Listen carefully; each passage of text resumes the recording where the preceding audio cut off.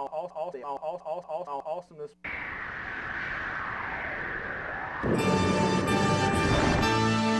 You got the touch. You got the power.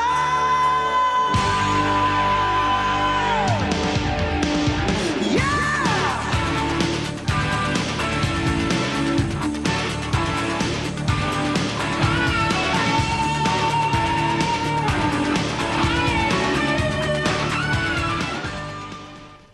What's up, friends and neighbors? Another show, a spotlight on awesomeness. The show about awesomeness, awesome people, how to be awesome, and just general awesomeness in general. Doesn't get more awesome than that. Now, today, we are going to let our powers combine. Now, I ain't talking about earth, fire, wind, water, heart. This ain't Captain Planet. This is Planet Awesomeness. Got a special guest with me here today. I got my cousin, Joshua Carr. He is 2014 Malone High School Prom King, farmer, and practitioner of awesomeness. Now, you know, it's really cool. You know, this man just turned 18. What was it, last week? Mm-hmm. Last week, turned 18, just graduated high school, Prom King, following in a certain cousin's footsteps that won Homecoming King at Chipola in 2001. I'm not going to say who that is or who's still riding that dead horse, because everybody already knows anyway, right? So, Joshua, take it away. Tell me what it's like to be a Prom King. It feels good. I mean, if you want something bad enough, you'll vote for yourself. That's what I did. I mean, some people might say it's weird or you want it too bad, but I just did it. It's a conscientious choice and a right, and I did it too. Mm-hmm. I had a bunch of friends and people. They, well, no, not people, just my friends. They voted for me, so. And that was enough, apparently. Mm-hmm. It was enough to win. That's right. If you can't depend on your friends, who can you depend on? Nobody. Family, right? Well, family. You know, my first show that I did, we had your brother, Caleb, on. Mm-hmm. You know, who's just an awesome dude in like every way possible. I can't say enough good things about him. And we were going to show some clips of his Transformers collection, but we didn't get them in time. We had some technical difficulties because I'm not the most technical of computer type people, surprisingly, but I'm not. Now, so we're going to go to some clips, some pics of Caleb's collection. That is a commemorative edition Ultra Magnus. That is his set piece right here. That's the one that he wanted for the longest time, and he finally got it earlier this year. He was so happy about that. That is the reissue Optimus Prime. That would be one of the holy grails for me. How about you? Mm-hmm. It would. You don't get any better than Optimus Prime. And here we have a shot. That's one of his shells with some various Transformers. There's another Optimus Prime there up top. And yet another one. You just can't have enough Prime. And there's a wide angle of the corner in his room. I'm actually quite jealous. And then right there, the one he's holding, this picture has not been photoshopped. It has not been doctored up, people. That is a 2013 Transformers Generations Fall of Cybertron series Metroplex figure. It is the largest Transformer ever made, standing 2.5 feet tall. I also own one. Set me back about $130, but I got it. That's the price you pay for awesomeness. So now that we have that wrap up done, we're going to continue on our show. We got a little out of order there, but you know what? Awesomeness makes it happen. Nobody's perfect. Just roll with it. So, Joshua, what would the qualifications for Prom King be? I mean, you got to be somewhat good looking. Well, you obviously well past that. Yeah. I mean, just be cool with everybody. Be friends with everybody. Don't make no enemies. Because don't burn down bridges you might have to cross one day. So. That's true. Sometimes you have to burn bridges so the idiots don't follow you. I've had to do that a time or two, but if you do a good enough job of weeding out people that are good and people that just aren't good, you don't have to worry about that. I've had to do that a couple times, but we're not here to talk about my love life. We're here to talk about you. So everybody, you know, your friends voted for you, the majority. Did it surprise you? Yeah, it surprised me a lot. I mean, I'm not the popular kid in my class, so to speak, but it was kind of surprising. I was like the underdog in the situation, but you know, in most stories, underdog comes out on top. Because this is America. Yeah, America. Just like that eagle and that American flag in our background. America. That's what we do. We win. We're just a bunch of big, hairy American winning machines. That's right. That's what we do. So what else makes you awesome? That's a tough question right there. So many choices to pick from, right? So many choices to pick from. I don't know which one's the best one to say. Well, you graduated high school, and in our family, that's an accomplishment for it some. is an accomplishment. We're not always the brightest bulbs on the Christmas tree, but, you know, people like us. And in the end, you don't have to be a super genius to go far in life, really. And I'm not trying to sound like a user here, because I believe in paying it forward and helping out the people that help out us, but in the end, you don't have to be that bright. You just have to be a good person, and you have, you know, and if you get enough people on your side that like you and are loyal to you, they will help you out of whatever situation you might find yourself in. And that's part of the beauty of awesomeness, is recognizing other awesomeness, being there for those people. So when you need to call in a favor, they'll remember that and be there for you. And that's something I think we've done a good job of. You know, through the years, you know. And speaking of the awesomeness, one of the things, you know, that I think is really awesome is right now, you know, I'm thinking of when I graduated high school, which was 15 years ago, you know, from the same high school. I didn't win Prom King that year, but Zach Everett did, and dude I've known my whole life, really, really awesome dude. He's staying up in Philly now. Zach, you're awesome. I miss you, buddy. Miss seeing you down here. But, you know, I was proud that Zach won. You know, admittedly, I wished I did, but, you know, you can't win them all. And so you also won, well, I don't know if won is the right verb there, but you also had something special happen at your graduation. You were awarded something, right? Yeah, I was nominated by several people around town for the Craig Ernest Memorial Scholarship, and yeah, they surprised me when they called my name. I was like, ooh, thank the Lord for that. Exactly, because every little bit counts when you're trying to move ahead in life. Now, to give everybody a background on that, Craig, unfortunately, I did not know him. I still know his grandparents in Donaldsonville. Really good people. He comes from a good family, and everything that I heard of him, he was a good dude, and I wish I'd have got to know him. But if memory serves me correct, it was either graduation night or shortly after he died in a truck accident.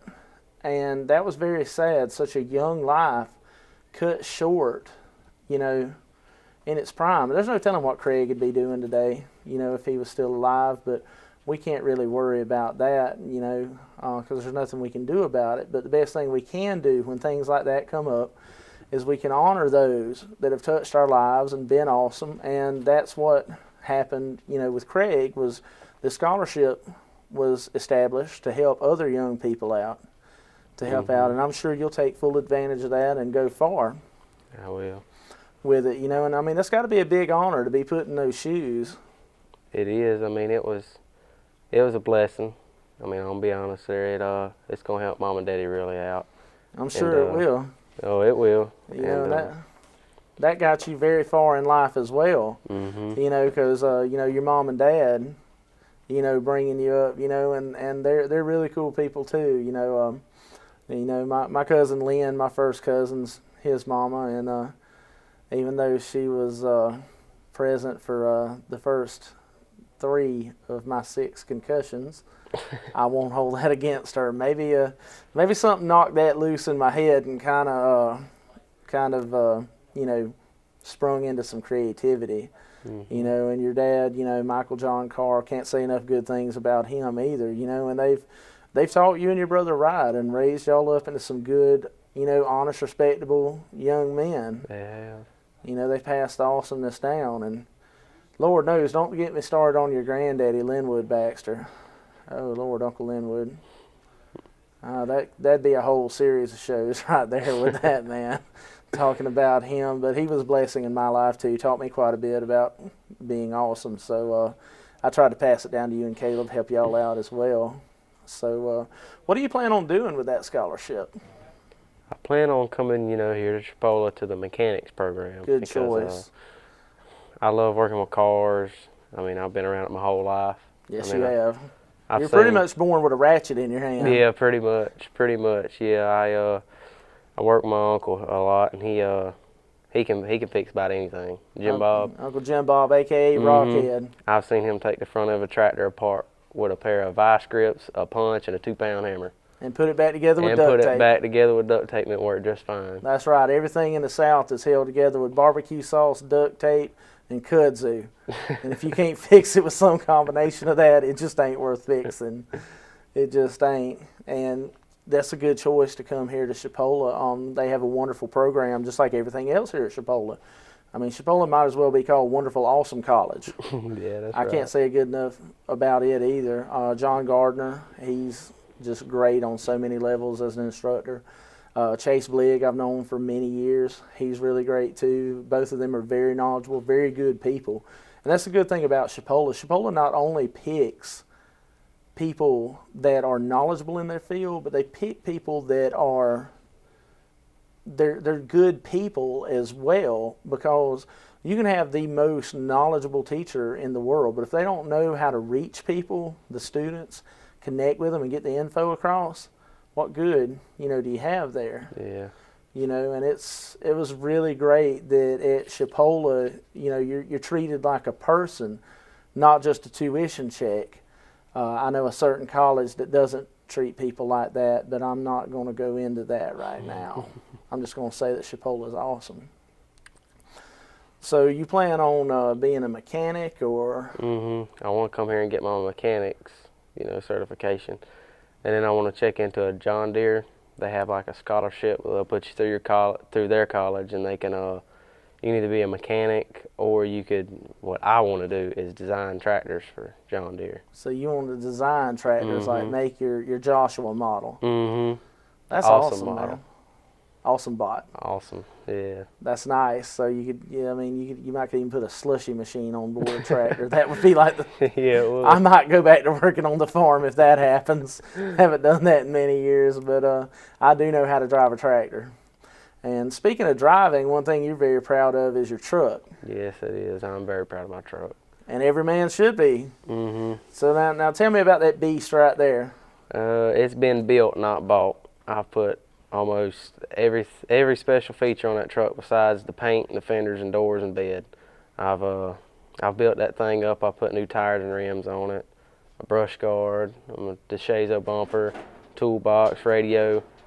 So I got it the way I want it to be. Blood, sweat, and tears. Blood, sweat, and tears. And if you don't like my truck, you don't like me. That's right. That is that needs to be another quote. I mean, we seem to be having a what do you call the correct word? A trend on this show. When Anna was on the show, she talked about create your own awesomeness. And your brother told us a lot of good things as well. So I think I'm going to start making a prize quote for every show. If you don't like my truck, you don't like me. Yep. Because you can tell a lot about a person by what they drive. Now fundage notwithstanding, because if I had the money, I'd chrome my whole truck. But I don't have the money to do that. But my truck, it's big and it's loud and it's just in your face, and it doesn't just ask for attention. It screams, demands it, grabs you by the collar, jerks you in, and says, "Look at me." Yeah. Because that's what I do. So, and your truck much the same way. I taught you well, young Padawan. That's right. And so one of the special accessories that you had with your truck a while back, my mama always said that the mark of a good man was an even better woman behind him, keeping him in line and giving him encouragement and such. And I can certainly say that. I have my wonderful girlfriend, Georgiana Edwards, a.k.a. Gigi. She really has just been a blessing in my life and has helped me in so many ways. And who's this wonderful lady right here? That's Cameron Nicole. She's my girlfriend. I love her to death. I'd do anything for her. I mean, she rides the tractors with me. She loves going to Subway and go riding dirt roads. That's my date. You might be from Malone if. Yeah, that's right. That's right. She treats me right, and I try to treat her like a princess. You know, sometimes we butt heads, but it's because we love each other. But you work through it. That's the most important thing. You work through it. And really, I think if you don't have a certain amount of fights and disagreements in a relationship, you're not progressing. Because then you're just kind of settling in, you know, what is. You know, you're not trying to move forward. That's right. And, you know, those fights, you know, you might sometimes, I know sometimes I've had fights where, you know, I got really upset and didn't want to talk for the rest of the night or whatever, but you know, you come back the next day, you know, you either say I'm sorry or you say let's just chalk this up to it, you know, we both might have been right or we both might have been wrong, but either way, let's put it behind us because we're more important than winning a fight, and us is more important. And that's the mark of a good relationship.